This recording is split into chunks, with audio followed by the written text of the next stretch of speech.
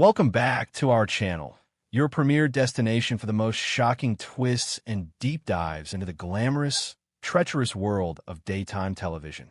Today is a magnificent day to unravel the latest scandals brewing in Los Angeles. Grab your favorite beverage, settle in, and let us explore the explosive drama that is about to change everything.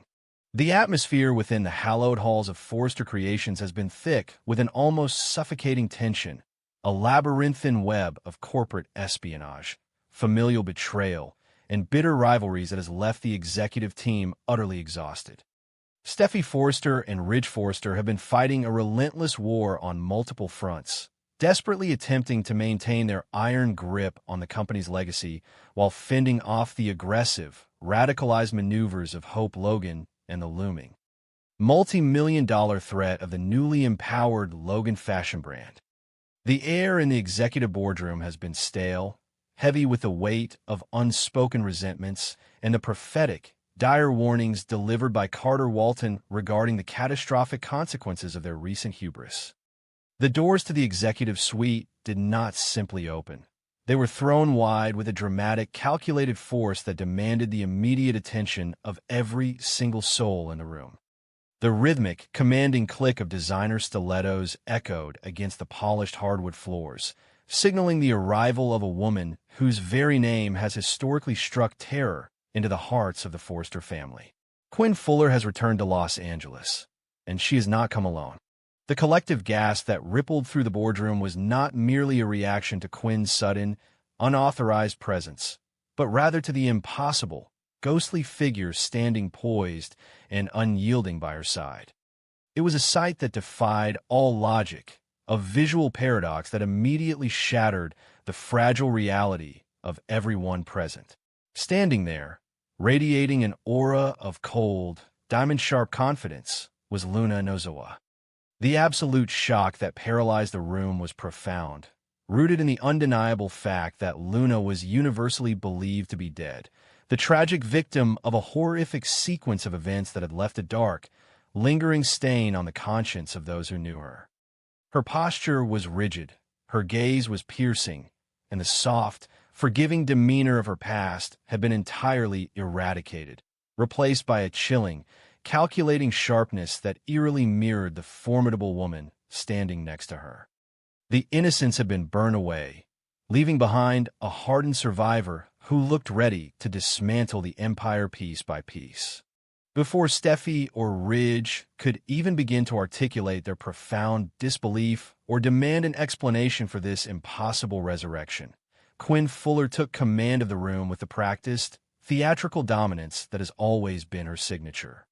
With a voice dripping in venomous satisfaction and maternal ferocity, Quinn delivered a bombshell revelation that effectively rewrote the history of everyone involved. She declared with absolute, unwavering certainty that Luna Nozawa is not, and has never been, the daughter of Poppy. The entire narrative of Luna's parentage was a carefully constructed lie. Quinn revealed that Luna is, in fact, her own biological flesh and blood, the secret product of a deeply concealed, passionate affair from her past with an extraordinarily powerful and influential man in Los Angeles.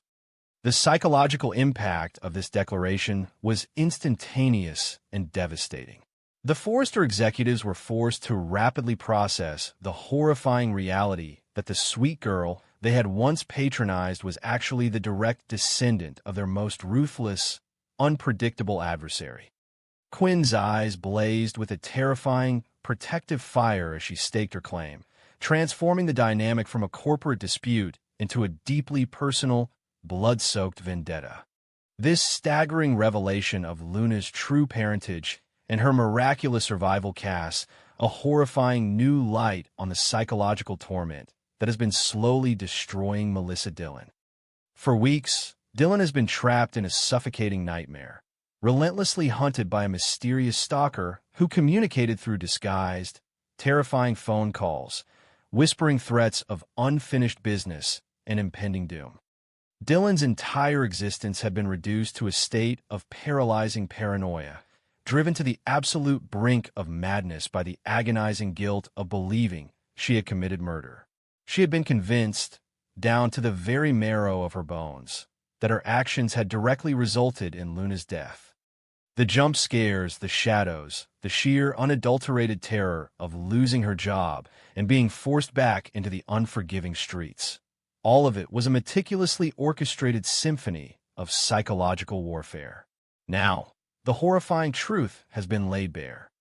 The ghost haunting Melissa Dillon was not a supernatural entity or a vengeful third party. It was the victim herself, Luna Nozawa, standing with the icy composure of a seasoned predator, revealed the brilliant, sinister architecture of her survival. She had not been killed. She had faked her own death with the covert, masterful assistance of her true mother, Quinn Fuller. The entire elaborate deception was a desperate, yet highly calculated maneuver to completely escape the suffocating, destructive extortion and blackmail that Melissa Dillon had been subjecting her to.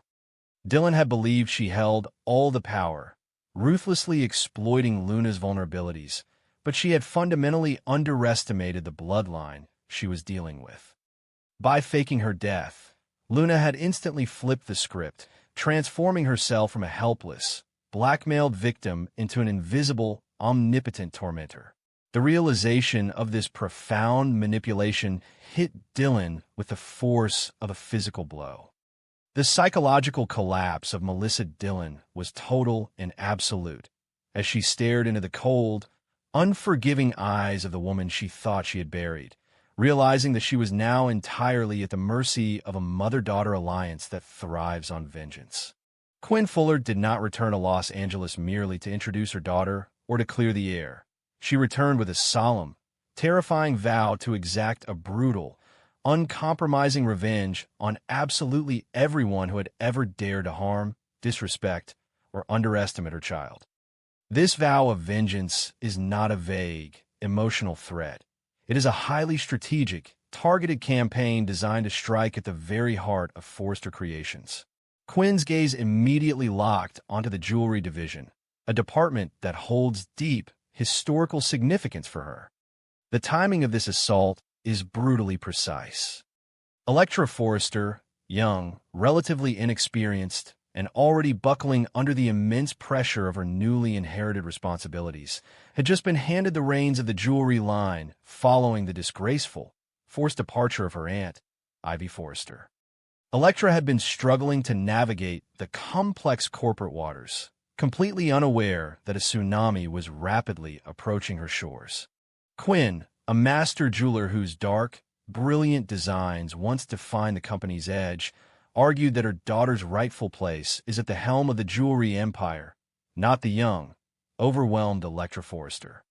This demand is not merely a request for employment. It is a hostile takeover of a legacy. The contrast between Electra's anxious, fragile innocence and Luna's new, hardened, Quinn-esque ruthlessness creates a terrifying mismatch. Electra, who has spent the last few weeks desperately trying to manage her torn romantic feelings and the fallout of her aunt's manipulative schemes, now finds herself standing directly in the crosshairs of the most dangerous women in Los Angeles. The battle for the jewelry line is no longer a matter of corporate succession. It is a brutal, territorial war fueled by blood, legacy, and an unquenchable thirst for retribution. The shockwaves of Luna's resurrection have fundamentally shattered the already fragile, deeply toxic romantic dynamic playing out between R.J. Forrester and Will Spencer.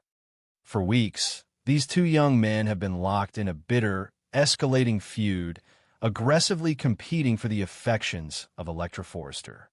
Will had been agonizingly waiting for Electra to make her final romantic choice, while R.J. had been manipulating the shadows, actively plotting to exploit Melissa Dillon's paralyzing fear of homelessness to sabotage any potential reunion between Will and Electra. But the sudden, impossible reappearance of Luna Nozawa has violently disrupted their petty squabbles, throwing their emotional realities into complete chaos. Will, who had shared a complex, unresolved history with Luna, is left reeling, his heart and mind violently pulled in conflicting directions by the sight of the girl who has returned from the grave. The emotional foundation he was attempting to build with Elektra is instantly destabilized by the overwhelming, confusing presence of a hardened, unrecognizable Luna. R.J. Forrester, whose entire strategy relied on maintaining control over the narrative and leveraging the secrets of those around him, suddenly finds himself entirely outmaneuvered. The leverage he believed he held over Melissa Dillon is now completely worthless in the face of Luna's survival and Quinn's terrifying protection. RJ's manipulative, coercive instincts are rendered impotent against the sheer, overwhelming force of the Fuller women. The romantic quadrangle that had been slowly simmering has now been thrown into a blazing inferno, with Luna's return acting as the ultimate catalyst for destruction. For Steffi Forrester, Finnegan, and Ridge Forrester, the materialization of Quinn and Luna represents the absolute worst-case scenario, a nightmare made flesh. Steffi, who has been fiercely, stubbornly defending her authoritarian leadership against the righteous, radicalized fury of Hope Logan and the strategic brilliance of Liam Spencer, now faces a threat that cannot be managed with a simple executive order. Quinn Fuller does not respect corporate boundaries, and she certainly does not fear the Forrester name. The historical trauma that Quinn has inflicted upon this family is deep and profound, and her return, armed with a daughter who shares her ruthless DNA, is a catastrophic blow to the company's stability. Ridge, historically passive in the face of overwhelming emotional conflict, is paralyzed by the sheer audacity of Quinn's claims. The warnings that Carter Walton had so desperately tried to impress upon them, the warnings about the destructive consequences of their hubris and their failure to see the threats multiplying around them, have now manifested in the most terrifying way imaginable. The alliance between Quinn Fuller and Luna Nozawa is a dark, formidable force of nature, a perfect synergy of maternal rage and calculated, youthful vengeance. They're not simply asking for a seat at the table. They're preparing to flip the table entirely, shattering the established order of Forrester creations and leaving a trail of absolute devastation in their wake. Melissa Dillon's psychological destruction is merely the opening act of this grand, terrifying symphony. As Quinn and Luna set their sights on the jewelry empire, challenging Elektra's fragile authority and mocking the exhausted leadership of Steffi and Ridge, the balance of power in Los Angeles shifts fundamentally. The Forrester family, already fractured and bleeding from their internal civil wars, must now brace themselves for a brutal, unforgiving reckoning. The ghost has returned, the bloodline has been revealed, and the vengeance